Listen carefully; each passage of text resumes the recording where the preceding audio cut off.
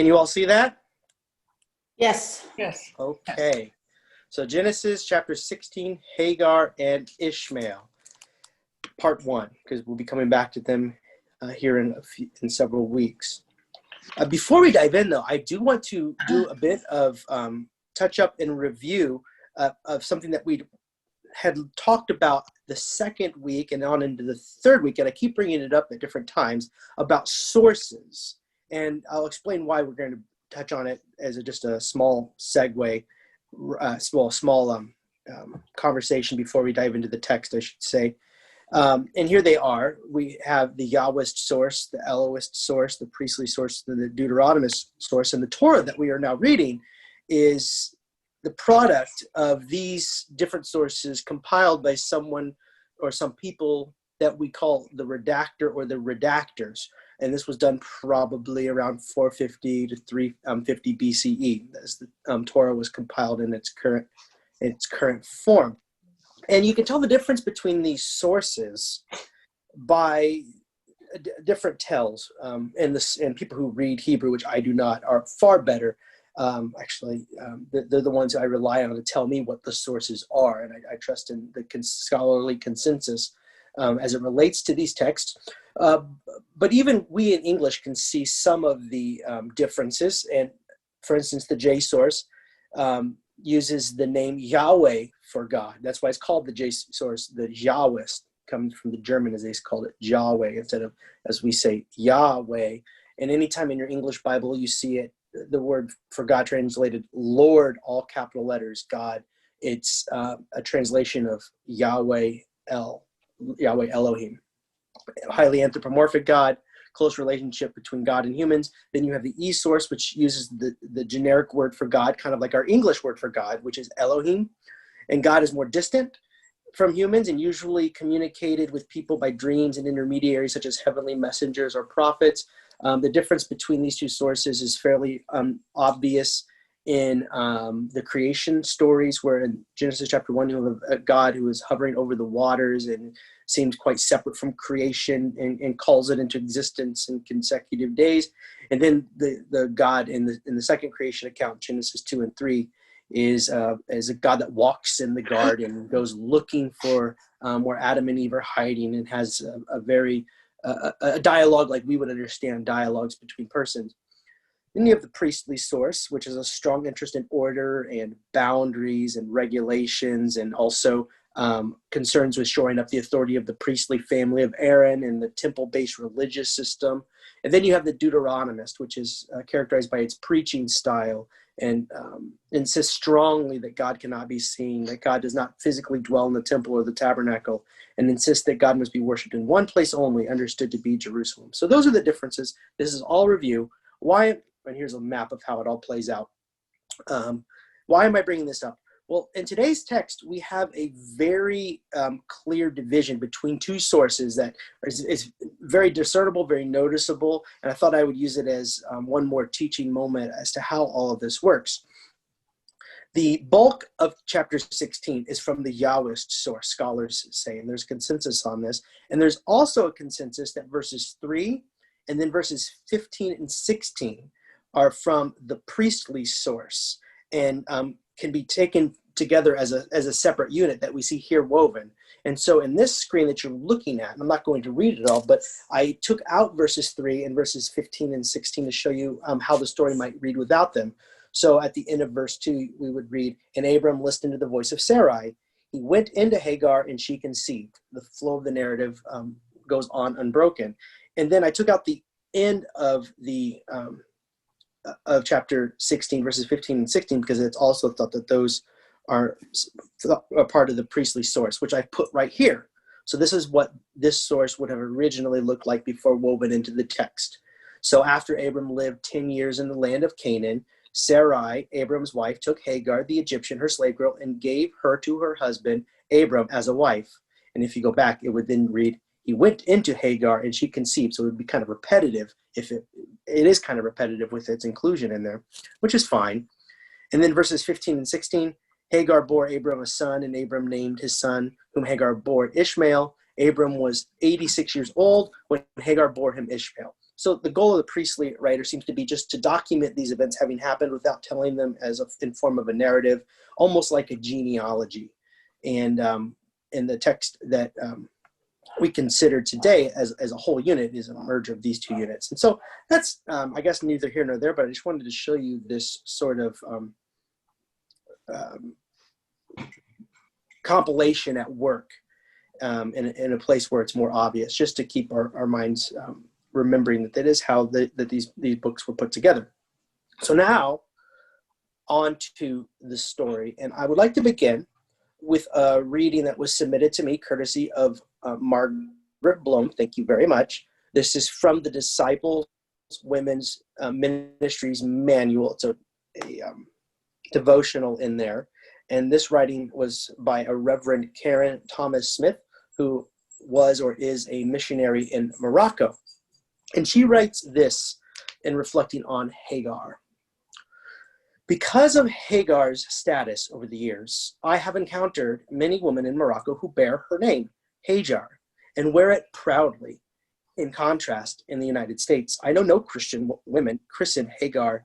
As I return again and again to Hagar, or Hajar, in our scriptures, I am convinced we Christians have neglected to hear her story, largely because of an unfortunate metaphor presented by the Apostle Paul in his letter to the Galatians.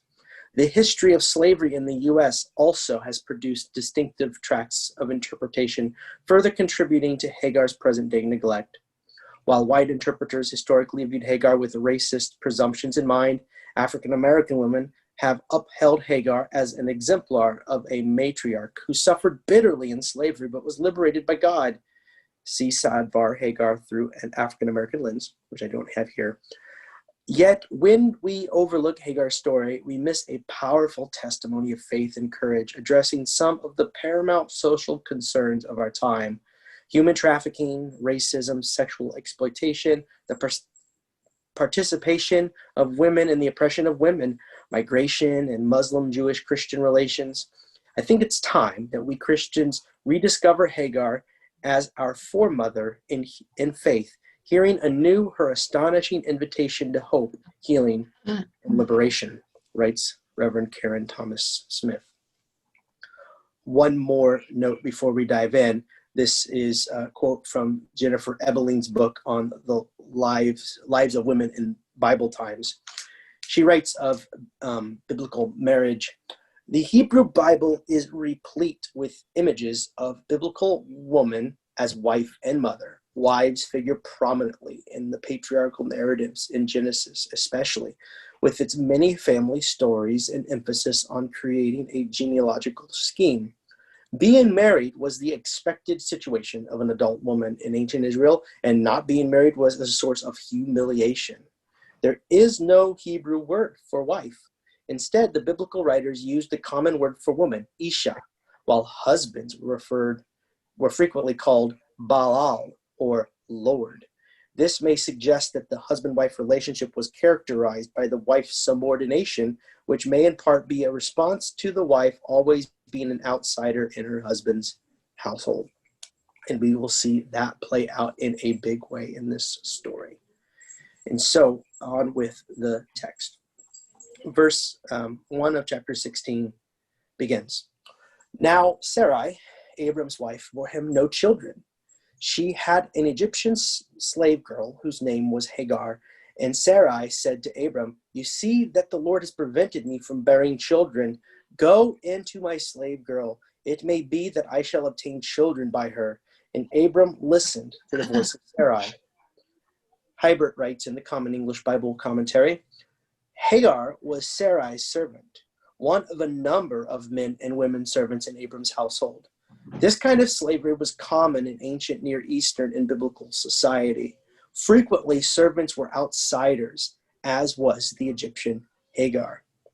So what you have here is a very clear hierarchical structure. Abram sits at the top, of course. Sarai, however, does exert control and authority over her female servants at least.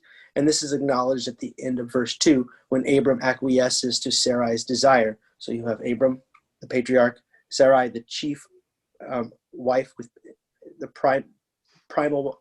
primary wife, And then you have Hagar, the secondary wife, where she has been elevated from servant status to secondary wife, or something like what we think of as a concubine, perhaps. And this idea that Abram's wife might desire her husband to father a child by way of her servant may well baffle modern readers. However, Hybert writes, ancient Near Eastern legal texts describe similar situations where an infertile wife gives her servant to her husband, hoping that children will be born through that union. In such cases, the principal wife may possess legal rights to the children of her servant. Sarai's proposal follows accepted practices and shouldn't necessarily be considered an act of faithlessness in God's promises of descendants. God hasn't yet prescribed the line through which Abram's heirs will come. In short, in her time and in her day, Sarai likely isn't doing anything wrong or unexpected as far as her culture is concerned. And I emphasize as far as her culture is concerned, because I suspect that modern readers have very different opinions about these goings on. Verse 4. He went into Hagar, and she conceived. And when she saw that she had conceived, she looked with contempt on her mistress. In biblical society, writes Hybert, pregnancy was highly regarded, while childlessness was shameful. Because of these cultural values, Hagar uses her new status to challenge Sarai's authority, even though Hagar is the secondary wife.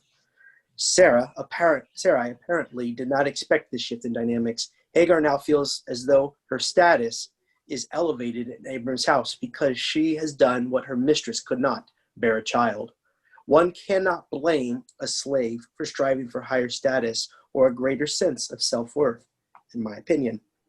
I call your attention to the picture I selected. I had thought it was going to be extremely simple to find good pictures for this story. Instead, what I found were pictures that were drawn, say, in Renaissance Europe that seemed so detached from the world of the Bible. Perhaps they were around buildings that would suggest Renaissance architecture. Perhaps they were dressed like they would have been dressed in those times. But also they over-sexualized Hagar as if she were some sort of, like, the problem was that she was some sort of over-sexualized woman, perhaps a seductress. And I think a bit of that even comes out in this picture here. At least she seems very, very haughty and full of herself. And you have to remember, this is a slave. This is a foreigner and a slave. And so I actually found it very difficult to find what I would consider appropriate pictures for this story. And by appropriate, I mean pictures that help bring the story into clearer focus as it's told in the Bible, not what some Renaissance painters might have thought or what some people who wanted to cast Hagar in a disparaging light. So I bring that up. This was the one picture where I kind of let it slide because the text does say she looked on her with contempt. And this, I guess, is a look of contempt. But it is interesting how the art reflects beliefs about text or theologies about text after the fact that really isn't there if you give the texts a close look. Use this moment to make that point. But moving on, verses 5 and 6. Then Sarai said to Abram, "May the wrong done to me be on you. I gave my slave girl to your embrace, and when she saw that she had conceived, she looked on me with contempt. May the Lord judge between you and me." But Abram said to Sarai, "Your slave girl is in your power. Do to her as you please." Then Sarai dealt harshly with her, and she ran away from her. So first, Hybert makes the point, Sarai blames Abram, the male head of the household, for allowing Hagar's harassment and lack of respect. He hasn't protected Sarai's status as the principal wife. Handel writes in my HarperCollins Bible commentary, Hagar's inner response reverses the normal hierarchy of slave girl and mistress. This enrages Sarai, who demands justice from Abram for the wrong or violence or injustice done to her. Abram grants Sarai unrestricted power over Hagar, in spite of the moral problem of exposing the pregnant slave girl to her mistress's wrath. Sarai's oppression of her Egyptian slave, who then flees towards Egypt, ironically reverses the Exodus theme. And the Hebrew here, translated as dealt harshly, is the saying used to describe the way the Israelites were treated by Egypt in Exodus 1. It comes from the same Hebrew word. And so Sarai is treating her Egyptian slave as the Israelites will later be treated when they find themselves enslaved in Egypt. So it's ironic. The Bible is full of these ironies, as we'll continue to discover. Verse 7. The angel of the Lord found her by a spring of water in the wilderness, the spring on the way to Shur, toward Egypt. Shur is on the way toward Egypt. So apparently she's fleeing back to Egypt. And he said, Hagar, slave girl of Sarai, where have you come from and where are you going? She said, I am running away from my mistress Sarai. In that culture, the story may well have ended at verse 6, and no one would have batted an eye. Sarai defends her honor. Hagar, the problem, is removed from the situation. The crisis is resolved. This would be the expected cultural norms of the day. But instead, the narrative follows Hagar out into the wilderness, and it does not have to do that. In other words, here is the prophetic moment in the text where God intervenes and elevates the status of Hagar in a way that would have been counterintuitive in her day. God intervenes, showing care and concern for someone who is, by our standards, or by the standards of her times, rather, I should say, a used and abused person, a slave and a woman of little regard in the eyes of ancient cultures. And from the perspective of the early readers of the Torah, who would know about the Israelites' enslavement in Exodus from Egypt, Hagar is fleeing towards Egypt because of the abuse of because of the abuse of God's chosen onto Hagar, is a reversal of Israelite story. Fritham writes, she prefers the dangers of the wilderness to the continuing life in Abram's household. Ironically, she thinks she can find more freedom in Egypt than among God's chosen people. And who can blame her? Who can blame her? Verse 9, the angel of the Lord said to her, return to your mistress and submit to her. The angel of the Lord also said to her, I will so greatly multiply your offspring that they cannot be counted for multitude. It is a harsh request here. Return to your mistress and submit to her. And how are we to interpret this? Well, in her day, Hagar's status was not thought to be a scandal. Her rightful place in her culture and time was in subjugation to her mistress, and by extension, her Baal or Lord. This is all cringeworthy from our perspective, and I actually think that our perspective today is more in keeping with God's purposes and ways. But this is where humanity was at this time, at least in this region. And it's as much to say. Sorry, did somebody have something to say? Okay. It's as much to say, Hagar, go home where you belong. Modern readers may not like it, but this request would not have been scandalous in its time. But perhaps God's concern for Sarai drove this request. Miguel A. de la Torre writes, perhaps it was crucial for the survival of her unborn son, who would then be born in the house of Abraham, an heir to the promise of God. And so maybe it's the only way for the child to survive is in the oppressive household. But that's speculation. Either way, the promise of Abram is extended to Hagar and her offspring. Her child becomes an intruder to the covenant, writes de la Torre. It is to be noted that, breaking with biblical tradition, God's promise was made to a woman with no reference to a man. Abram does not benefit by way of this extension so far as the overarching narrative is concerned, a fact revealed in later stories where we find Ishmael's descendants at odds with Isaac's. Yahweh's words continue, and he shall be a wild ass of a man, with his hand, talking of Ishmael, who will come to know as Ishmael, with his hand against everyone, and everyone's hand against him, and he shall live at odds with all his kin. Verse 12 foreshadows the tension early hearers of this tale would know all too well, the conflicts between the Ishmaelites and the Israelites. And modern readers are likely to read Ishmael being described as, quote, an ass of a man, a wild ass of a man, as some kind of insult, but this was not the case in Hagar's time.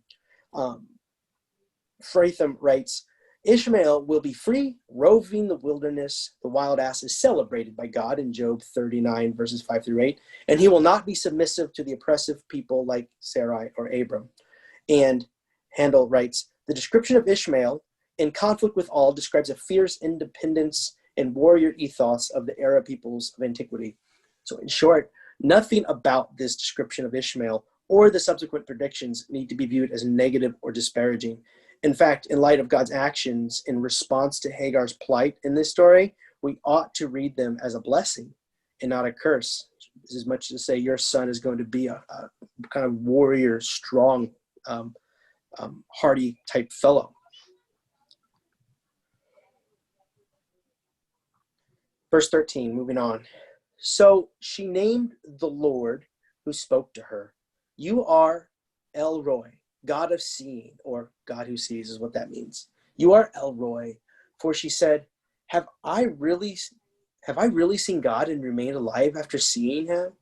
Therefore, the well was called Bir Lahai Roi, which means well of the living one who sees me. It lies between Kadesh and Bered. And that marks the end of the Yahwist text in the narrative portion of chapter 16. Hagar is the only person in all the Bible, let alone a woman, who gives God a name. Sit with that for a moment. She is the only person in the Bible who names God or ascribes a name to God. De La Torre writes, at this point, Hagar, the lowly marginalized woman, does the unexpected. She dares to give God a name, a privilege extended to no other person throughout the Bible. Ancient custom dictated that only a superior could name those who are lower in status. Yet here, a slave woman is the first biblically recorded person to give God a name.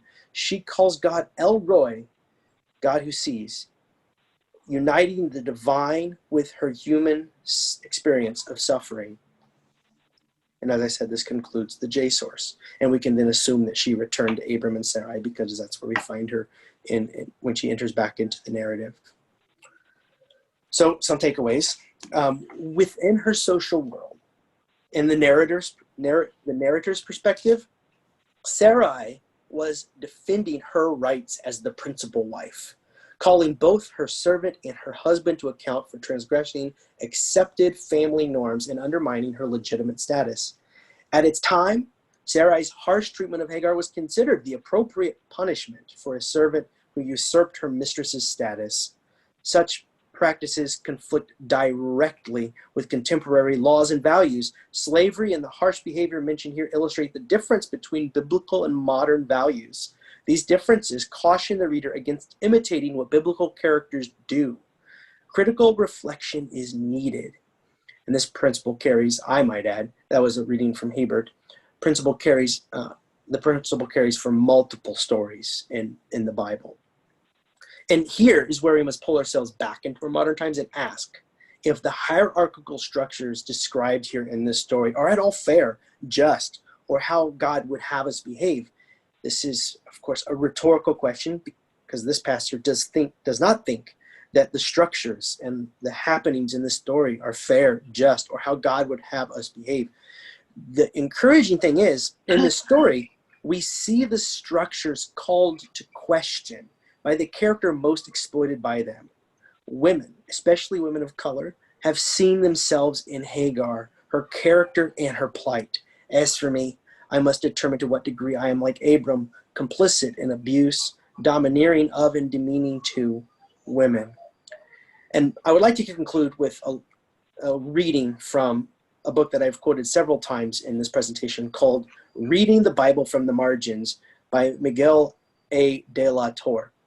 It goes through biblical passages that people who are part of the dominant culture might not think much of or might miss things about, and helps the reader approach passages like today's through the lens of oppressed peoples. And so it goes through, through the lens of women, through the lens of people in South America, through the lens of Black Americans, of Black South Africans, of various people groups who have found themselves at the oppressive end of, at the wrong end of oppression, as if there were a right end.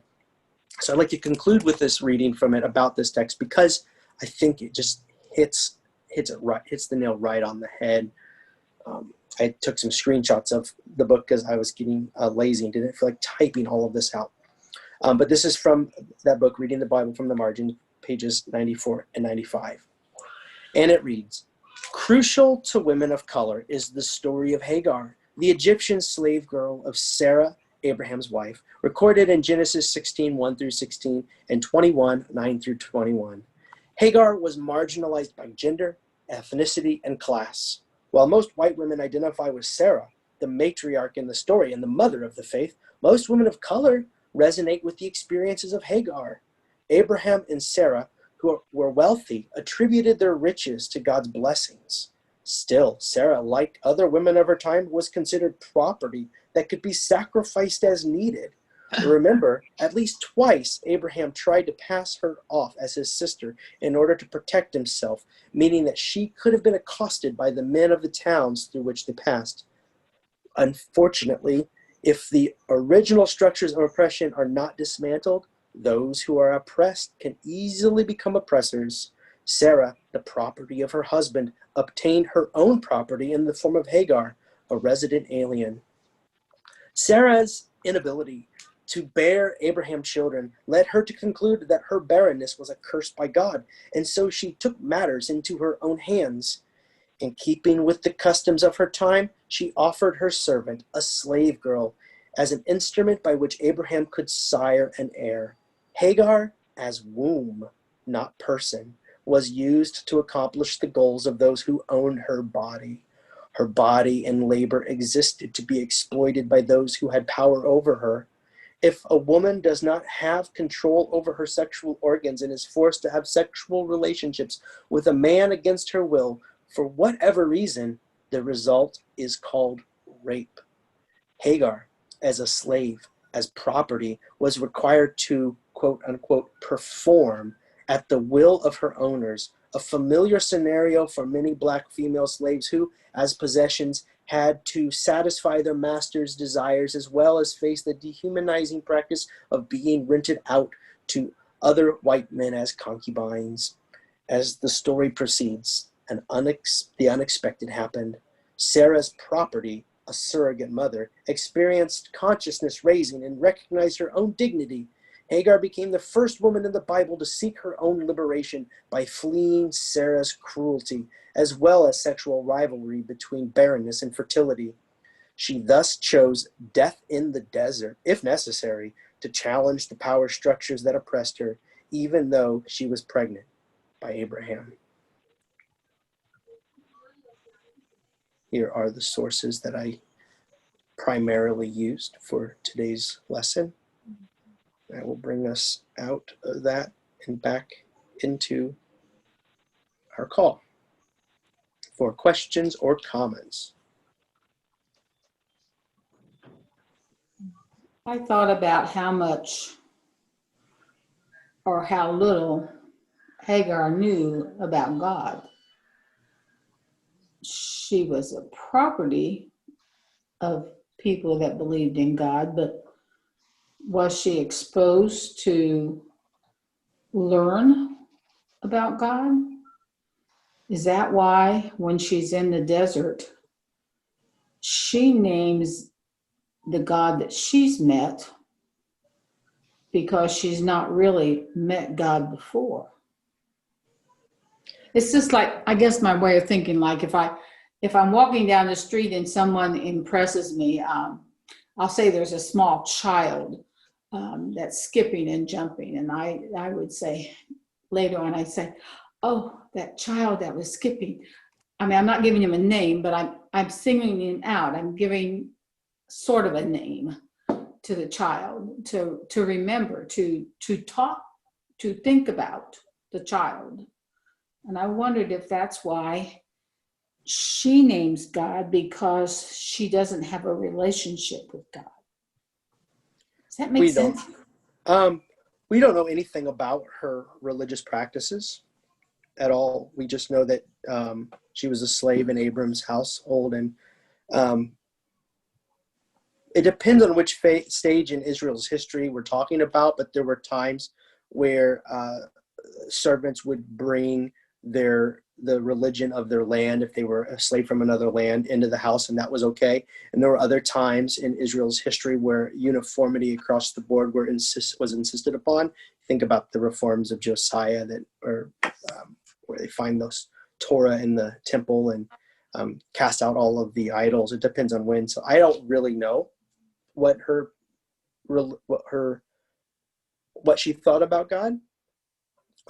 It could be she has not thought anything about God at all until God finds her in the desert. But the thing we do know is that when she runs away from the cruelty of Sarai, which could be in that time where the story would end, Lord God, Yahweh Elohim finds her and blesses her offspring. And then she gives him a name, which I think is a very powerful moment to say, this is a God who sees me, like me in the desert, pregnant, runaway, without a home, transient. It's if God would seek Hagar out in that way, you have to imagine that God is doing that all the time, all over the place. But she's the only one in all the Bible who names God. Every other time, and as was said in one of the quotes that I read, it was the person in authority that would bestow the titles and the names. And so for the slave girl it's kind of like in the biblical paradigm shift of last will be first and first will be last, or whoever sits last at the table is first in the kingdom. You begin to see that kind of shift in perspective when the lowly slave girl, foreigner, names God, and this God is, if God were cast in the model of other kings or rulers or lords, that would be a very unacceptable thing to do. But instead, God accepts the name because it describes God who sees. I just always thought of her being out there, and one of the attributes of God is a comforter. I think, to have someone come to you, an angel of the Lord, and it's just such a foreign thing that she probably wanted to attribute some sort of a name so she could remember who he was and the experience that she had had. Yeah, there was a slide that I noticed as I was presenting it. I must have deleted, that talks about the angel of the Lord language used here. We are not meant to think that this is an angel as we now think of angels, but this is in fact an appearance of Yahweh in a very anthropomorphic sense, as we find in other Yahwist texts. And the reason scholars believe that to be the case in this passage is because first off, in this very text, it says, after it says, verse 11, and the angel of the Lord, then the angel of the Lord makes these pronouncements. And then verse 13 goes, so she named the Lord, Yahweh, who spoke to her. So names the angel of the Lord as Yahweh. So it's meant more to convey this idea that Yahweh came down in a very earthy, anthropomorphized sense, like God did in the garden with Adam and Eve. We're not meant to think of it as this other heavenly being. This is Yahweh. And there's other times in the Hebrew Bible where Yahweh is referred to in that way. In verse 10, mine says, the angel says, I will so greatly multiply your descendants. So it is like Yahweh is, that angel is the manifestation of Yahweh. I mean, I noticed it's an I. I thought, well, that's something for the angel to do. That's something Yahweh would do. There's clues in the text itself, and then there's other instances in Scripture that I had written down. I'm actually quite surprised to find the slide gone. So that makes you wonder what you do when you're preparing things and what slips, what you miss. The other thing that tells me how desperate she was, the angel asked, where are you from and where are you going? And she never said where she was going. She just said, I'm fleeing my mistress. I mean, so she didn't have a plan. She was just fleeing her distress. So, I mean, that's pretty telling of how terrible her plight was. So I thought that was very interesting. But she was the one who was, what's the word they used? It starts with despised. She despised. She was. So, and then it said Sarai mistreated her, so she fled. So you have right there. She caused it. I mean, her original attitude is what created the whole situation. Well, I mean, she was basically used as a baby receptacle with no volition of her own. You can imagine, but you also see the cultural norms of the day coming out here in a really nasty way. So women who could not conceive were thought of as cursed in some sense, and it was their fault. It was a flaw in their character. So Sarai, being barren all of these years, you don't blame Abram for this. You blame Sarai for this. This is her problem, and a less generous husband would have already brought in, basically something like a harem and had other kids at this point. And so you have that dynamic already at play. And then you have Hagar do what the cursed woman could not do, which is also a sign of blessing. And so you also sometimes had, and this will come up later in the story of Jacob and Isaac too, as they both had two wives, and they both, those sisters, those wives would be at war with one another in competition in their houses. And it was about baby making, as the case with Jacob. And so because women were thought of in these terms, it's a recipe for this kind of stuff to come up, where the slave, who at this point has had very little clout in the house or in the tent of Abram, now is pregnant with his baby. So now she has done something that Sarai could never have achieved. Maybe she wonders if she's going to become the preferred wife in the household. She doesn't know. But these nasty dynamics are in large part result of the times and the culture and the assumptions about what women were for. But either way, I can't feel anything but empathy for Hagar and feeling anything, feeling negative emotions towards her masters who had her impregnated with really no choice of her own.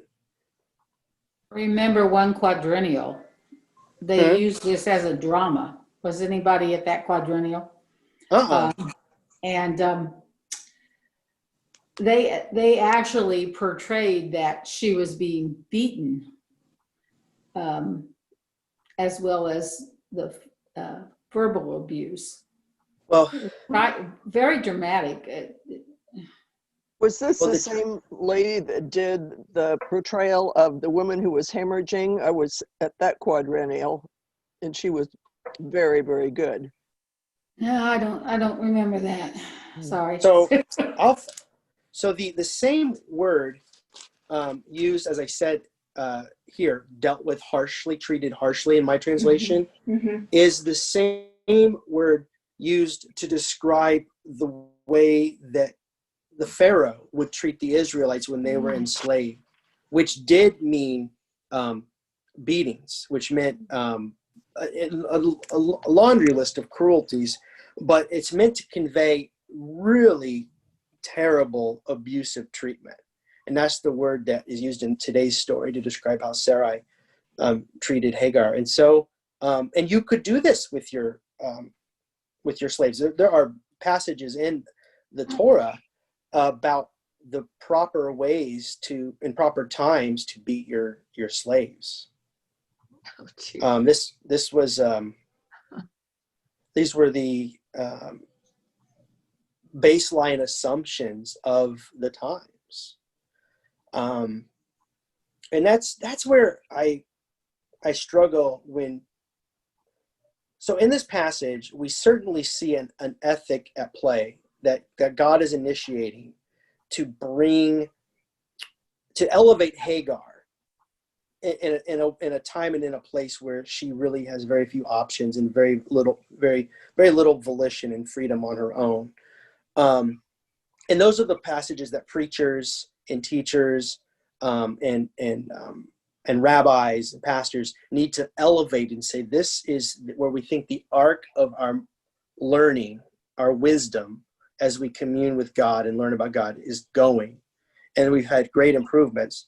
But there is another thought that people sometimes broadcast that I wonder if they ever really read the Bible, where they write about the Bible as if there was this pure ethic always at play, where all of the good characters were only doing good things, and that we'll even get King David off the hook for sleeping with Bathsheba because he was real sorry, or we'll find ways of making Sarah a hero in the story, or Abram just kind of like going along with it. I wonder, but after a story like today's, you're like, no, they're like, these women were the property of the men, and the ones at the lowest part of the totem pole were viewed. Hagar was her primary role here was make a baby that Sarah gets to keep. It's going to be her. She's going to get the credit. It's not a world that many women would want to be living in, I don't think, and not a world that I would. It wouldn't be good for me either if I was trained to think of women in those ways. And this wouldn't have happened if they hadn't gone to Egypt, because she was probably one of the servants that they were given in Egypt. Probably Well, she was. What would have happened with some other slave? I mean, it would have been. It's possible, yeah. Yeah. But there would have been ones that they brought with them when they left Ur. Is that right? Yeah, they started in her. She. It's thought. I mean, there's no direct statement about this, but it's thought we're meant to think that she is one of the parting gifts that the Pharaoh left him with when he was like, "Get out of here, you liar," and was let them keep all of the things that had been gifted him from the onset. So, given that, making overgeneralizations, and I have no real historical basis for saying these things. It just is an observation that it seems that the patriarchal system persists in many aspects of religious life, and there are, in different respects, Christianity, Islam, in certain sects of Judaism. I mean, this theme of women being lesser than, not being part of the hierarchy, the higher levels of the places that make decisions. I mean, I think of Catholicism.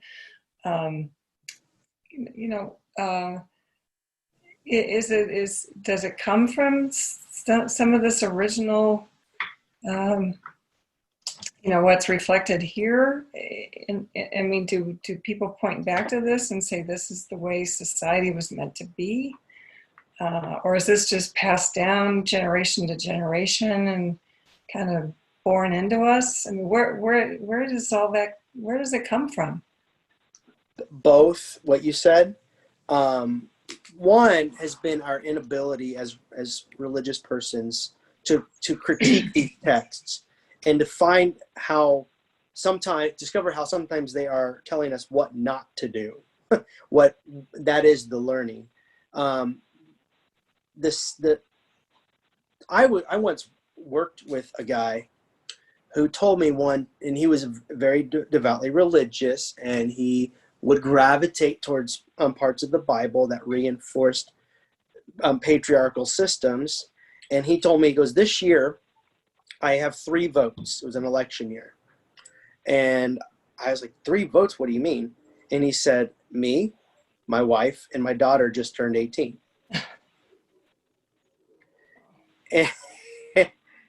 And when I told him that my wife, Kelly, was a licensed minister, he just looked at me and said, you need to get your doctrine straight. And that's between you and the Lord.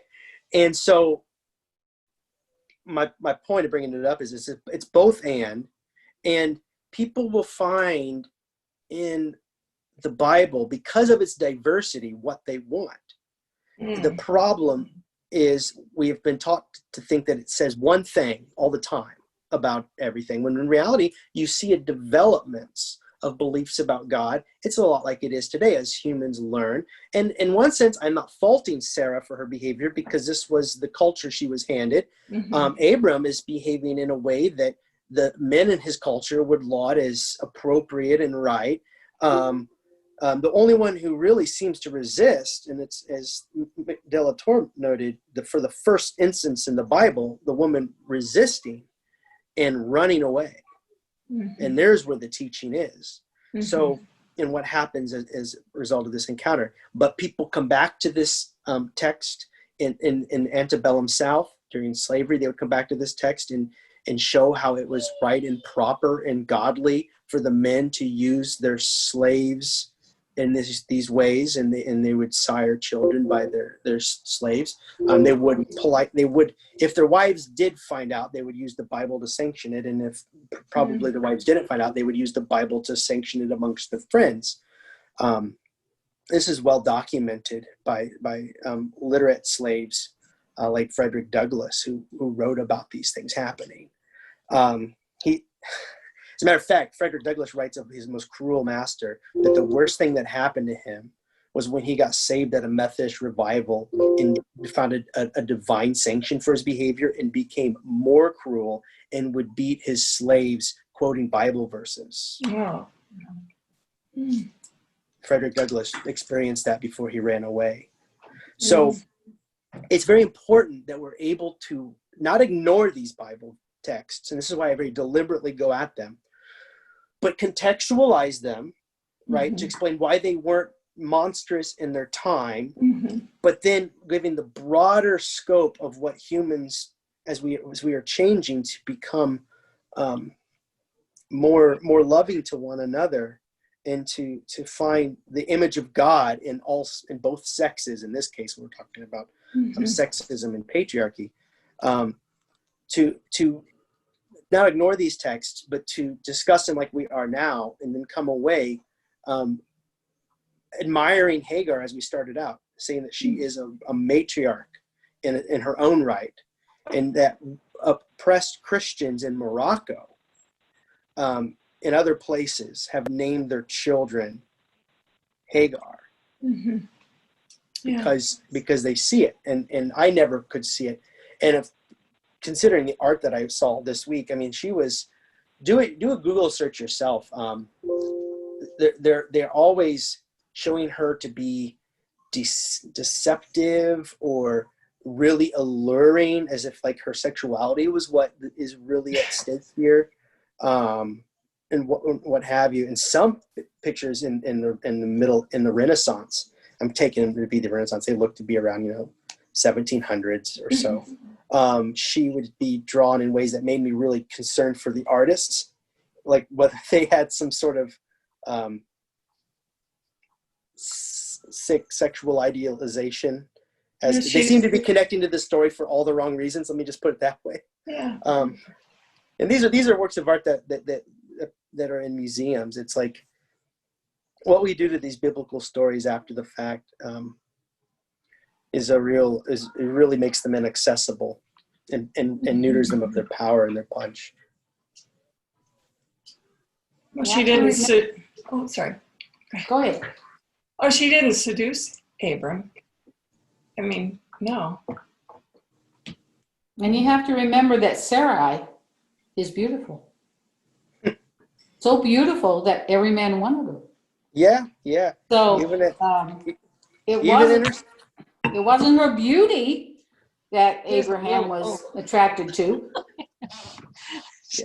yeah. What to make of those stories where when she's in Egypt or wherever, and she's in her upper 70s, early 80s, and Abram can't keep him off her. Like it's That's a dream for sure. That stretches our imagination. Maybe they had facelifts and things back then too. Remember, they lived longer, so maybe 70 wasn't so bad. Oh. Actually, she used cold cream. Cold They did. cream. Hey, if cold cream worked, I'd use it. If you go to the Children's Museum, and I don't advise it in these times of COVID, but when you do get there, or any Egyptian, the art museum, I think also has things that they have different containers and things for applying makeup, much like we do today, eyelashes and all of those things. So it's not a modern invention. What is one of the prominent brands? It wasn't just recently invented. My mom always used oil of Olay. Still out Yeah. there. Yeah. Still big. I think Yeah. it's interesting that all these years, Hagar was really seen as the bad woman because through her we have the Muslims. So in Islam, they trace their lineage to Ishmael. That is how now the historic record about whether that, like, genealogically that is in fact accurate is we cannot really know. But what we do know is when Muhammad recited the Quran, it was later written down, they traced their lineage back to Ishmael. And not a way to put antagonism between the Jews and the Muslims, but to see themselves as part of the same story. And so Muhammad would call Christians and Jews and Muslims children of the book, and would try to find some solidarity in that regard. And then time happened, and here we are.